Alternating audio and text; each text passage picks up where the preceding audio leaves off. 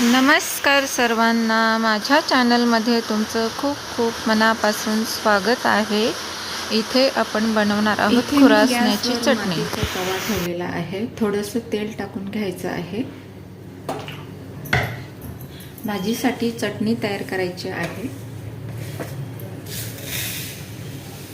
इथे खुरासणे टाकून घेते आहे। खुरासणे छान भाजून घ्यायचे आहेत। खुरासण्याची चटणी तयार करणार आहोत भाजीसाठी।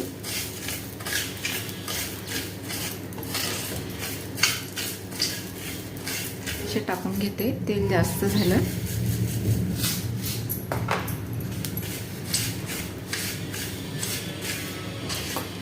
काही ठिकाणी ह्याला काळे तीळ म्हणतात, आमच्याकडे खुरासणे म्हणतात।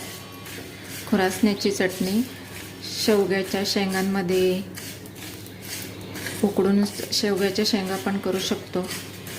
आमच्याकडे भरपूर भाज्यांमध्ये ही चटणी वापरली जाते। 7 ते 8 लसणाच्या पाकळ्या, मिरच्या टाकून घ्यायच्या आहेत।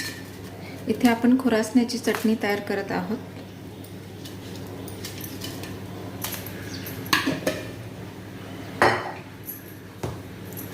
लगेचच मीठ टाकून घेऊया, म्हणजे छान भाजलं जाईल।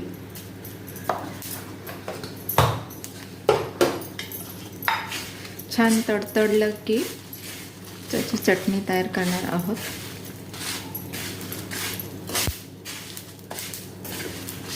हे बघू शकता, तडतडायला लागले।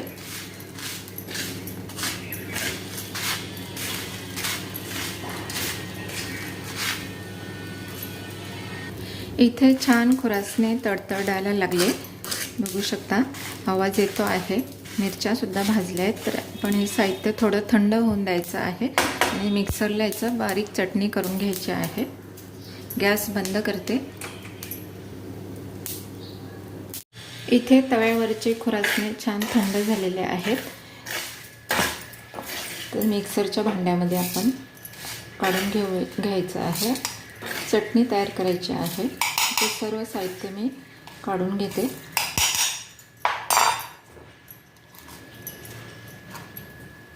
साहित्य मी मिक्सरमध्ये काढून घेतलेलं आहे। खुरासणे, मिरची आणि लसूण, मीठ, तर बारीक आपण चटणी करून घ्यायची आहे।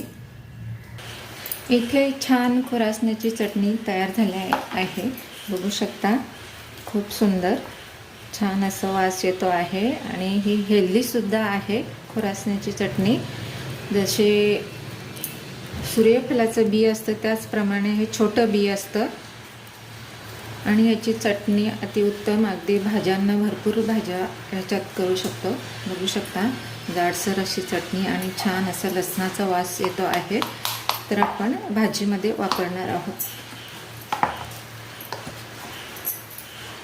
इथे काढून घेते।